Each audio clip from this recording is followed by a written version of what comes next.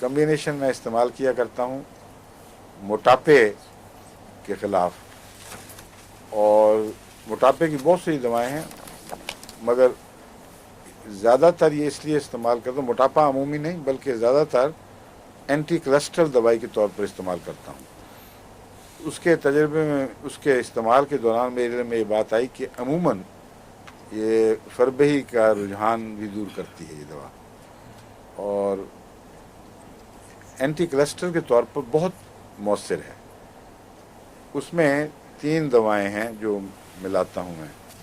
ایک ہے کولیسٹرینم، CHOLESTRINUM، کولیسٹرینم، CHOL کول ESTRINUM،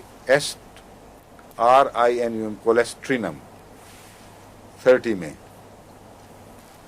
ایک ہے فائٹولاکا،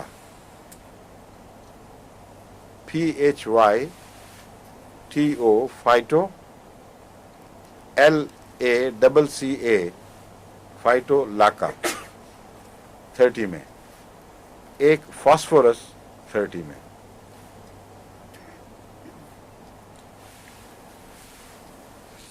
یہ تینوں ملا کر اگر دی جائیں تو بھاری پرسنٹیج، ایک بھاری تعداد مریضوں کی تناسب کے لحاظ سے ایسی ہوگی جس میں ضرور کچھ نہ کچھ فائدہ پہنچاتی ہے، بعض دفعہ تو غیر معمولی فائدہ دکھاتی ہے۔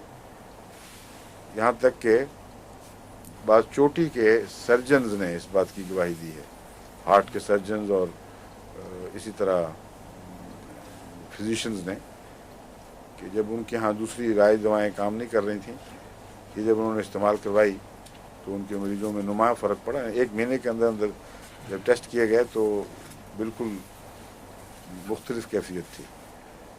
فاسفورس تو ویسے ہی بہت گہری دوا ہے، لیکن فاسفورس کے متعلق میں جو بات کہنا چاہتا ہوں وہ یہ ہے کہ بعض دفعہ جو فیلوپین ٹیوبز کے بند ہونے، ان کے اوپر چربیاں بیٹھنے، ان کی وجہ سے بھی حمل میں دقت پیدا ہو جاتی ہے، حمل ٹھہرنے میں۔ اور مغربی دنیا میں جہاں غذائیں اچھی ہیں وہاں اس بات کا زیادہ احتمال ہے کہ یہ وجہ بھی بنتی ہو۔ اس لیے یہی کمبینیشن میں نے آج کل تجربتاً شروع کرایا ہوا ہے، کیونکہ سلیم بھیج رہے ہو نا، جو آج کل جو مجھے خط آتے ہیں میں تجربے کی خاطر اب یہ دے رہا ہوں ان کو۔ پہلے تو ان کے علامتیں پوچھ کے غور کر کے دیتا تھا، یہ میں معلوم کرنا چاہتا ہوں کہ کتنے فیصد کیسز میں اور کس قسم کے کیسز میں اس دوا نے فائدہ پہنچایا ہے۔ اگر یہ فائدہ پہنچائے گی تو غالباً یہ چند مہینے تو ضرور لگیں گے، وہ آہستہ آہستہ تبدیلیاں پیدا ہوتی ہیں۔ مگر فاسفورس کے متعلق میں یہ احتیاط بتانا چاہتا ہوں کہ اول جب آپ یہ علاج شروع کریں تو پہلے بغیر فاسفورس کے فائٹولاکا اور کولیسٹرینم ہی دیں، کیونکہ فاسفورس کا لمبا بے احتیاط استعمال کئی قسم کی خرابیاں پیدا کر سکتا ہے، بہت ڈیپ ایکٹنگ دوا ہے۔ فاسفورس چونکہ سرخ خون کو کے جریان کو روکنے کی دوا ہے، اس لیے یہ خطرہ ہے کہ سرخ خون اتنا گاڑھا نہ ہو جائے فاسفورس کے عمل سے کہ یہ خود خطرہ بن جائے، بجائے اس کے کہ اینٹی کلوٹنگ کے طور پر یہ کام کرے، یہ خود خطرہ بن جائے۔ ایک معاملے میں مجھے یاد ہے، ایک مریض نے مجھے کچھ علامتیں بتائیں کہ یہ دوائی میں کھا رہا ہوں تو یہ اس قسم کی علامتیں ظاہر ہوئی ہیں، اس پہ مجھے کچھ خطرہ محسوس ہوا۔ جب اس کا ٹیسٹ کروایا گیا تو پتہ چلا کہ اس کا خون بہت گاڑھا ہو گیا تھا۔ تو وہ چونکہ سرخ خون کے جریان کو روکنے والی چیزیں ضرور گاڑھا کرتی ہوگی، یعنی ضرور نہیں، امکان ہے۔ جب وہ اس کو میں نے چھڑوا دی تو ٹھیک ہو گیا۔ تو اس لیے بہت احتیاط سے بعض دفعہ ایلوپیتھک ٹیسٹوں سے بھی فائدہ اٹھانا چاہیے۔ مثلا کالی فاس ہم دیتے ہیں اور عام دوا ہے، بڑی کثرت سے لوگ بلکہ بے احتیاطی سے بھی ہومیوپیتھ کالی فاس استعمال کرتے ہیں۔ ٹونک ہے، ایک انسانی ہر قسم کے اعضاء کو طاقت دیتی ہے، لیکن بعض پہلوؤں سے بہت خطرناک ہے۔ اگر آنکھیں بند کر کے اس کو لمبا عرصہ کھلایا جائے تو بجائے اس جسم کے اندر کالی پوٹیشیم فاسفیٹ کی مقدار خون کے اندر اتنی بڑھا دیتا ہے کہ الیکٹرولائٹ کا تناسب بگڑ جاتا ہے. اور بعض احمدی ڈاکٹروں نے جن کو میں نے ان سے گفتگو ہو چکی تھی، ان کے پاس ذرائع مہیا تھے، وہ ٹیسٹ کروائیں.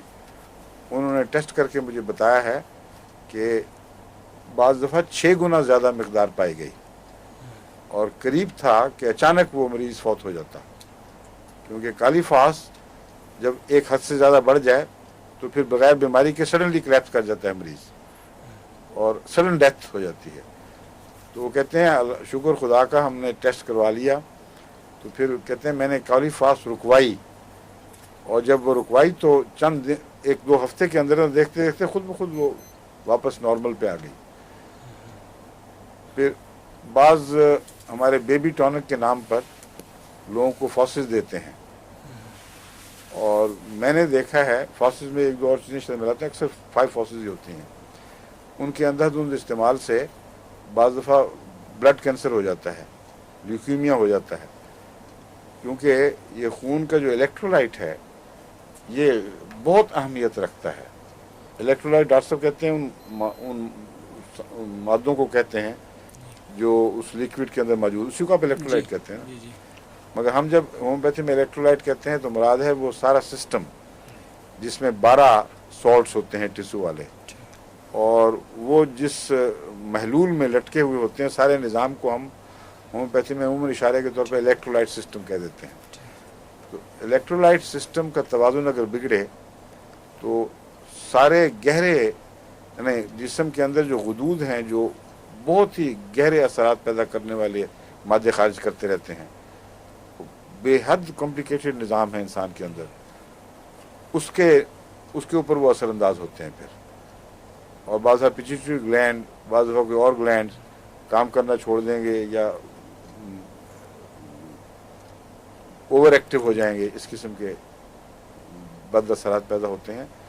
تو الیکٹرولائٹ کا استعمال یعنی 12 ٹیسوز کا استعمال جتنا ہومیوپیتھ بے احتیاطی سے کرتے ہیں، یہ سمجھ کے کہ یہ تو کچھ بھی نہیں، 6x ہے، معمولی چیز ہے، اتنا ہی زیادہ خطرناک ہے یہ چیز. ہومیوپیتھی کی دوسری دواؤں میں یہ خطرہ بہت کم ہے بنسبت اس کے، کیونکہ یہ 6x ہونے کی وجہ سے یہ کروڈ فارم کے بہت قریب ہے، اس لیے بعض دفعہ یہ پروونگ کرتی ہے.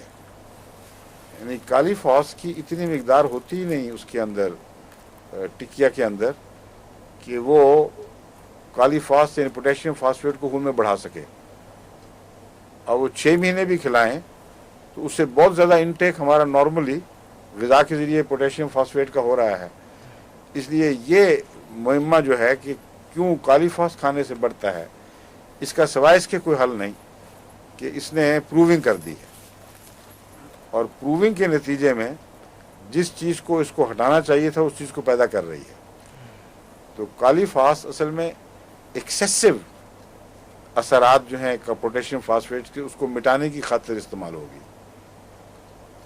اس کی کمی کو دور کرنے کے لیے نہیں، بلکہ ضرورت سے زیادہ جو پوٹیشیم فاسفیٹ کے مثبت اثرات جسم میں پڑ کر بیماری بن جاتے ہیں ان کو کم کرنے کے لیے دیتے ہیں. جب پروونگ کرتے ہیں تو وہی مثبت اثرات پیدا ہونے شروع ہو جاتے ہیں بجائے اس کا منفی اثر پیدا ہونے کے. تو یہ صرف کالی فاس سے تعلق نہیں رکھتی ہے، یہ سلیشیا سے بھی تعلق رکھتی ہے، بات نیٹرمیور سے بھی تعلق رکھتی ہے. اور کالی فاس اور سلیشیا اور نیٹرمیور کا کمبینیشن میں نے دیکھا ہے کہ بلڈ کینسر میں بہت اثر رکھتا ہے. اگر فاسفورس کے ساتھ دیا جائے اور اس میں فیرم فاس بھی داخل کر دیں تو بعض کیسز میں تو حیرت انگیز طور پر یہ شفا کا موجب بنا ہے. اس لیے وہ جو بتا دیں گے کون سے 4 آپ نے بتائے؟ فیرم فاس، سلیشیا، کالی فاس اور نیٹرمیور. اس لیے مجھے یاد آ گیا کئی بچے ہمارے ربوہ میں اور باہر بھی اس بیماری سے فوت ہو گیا کہ ان کو لیوکیمیا ہو گیا.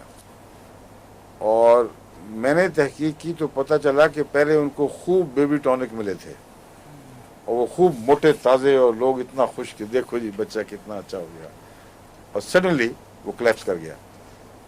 تو اس لیے میں یہ سسپیکٹ کر رہا ہوں کہ اندھا دھند جو اس قسم کا استعمال ہے اسی کی وجہ سے ہوئے ہوں گے. اللہ بہتر جانتا ہے کیا وجہ تھی, کیونکہ میں تو اپنے یادداشت سے اس کو کنیکٹ کر رہا ہوں.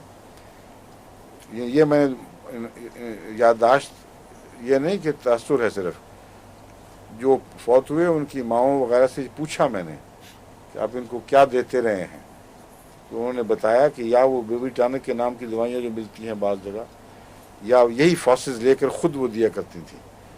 تو ان کے اندھا دھند استعمال سے بہت احتیاط ضروری ہے. لوگ سمجھتے ہیں لو پوٹینسی والیوں میں خطرہ کم ہے, حالانکہ لو پوٹینسی میں پروونگ کا خطرہ بہت زیادہ ہے اس سے. ہائی پوٹینسی تو ہم دیتے ہی تھوڑی ہیں. لو پوٹینسی میں ہر کس و ناقص اٹھ کے ہاں جی ہم نے فاصل لے لی, ہم نے کھا رہے ہیں, ہم دے رہے ہیں. یہ بہت خطرناک بات ہے. جس نظام میں شفا کی طاقت ہے, وہ ایک طاقت ہے, اس کا غلط استعمال کریں گے تو وہ بیماری کی طاقت بھی رکھتا ہے. تو آج تو صرف اسی پر اکتفا ہوگی, کیونکہ مجھے ان کی انگلی اشارہ کر رہی ہے کہ وقت ختم ہو گیا. ختم ہو گیا. اچھا جی, السلام علیکم, خدا حافظ. ورحمۃ اللہ.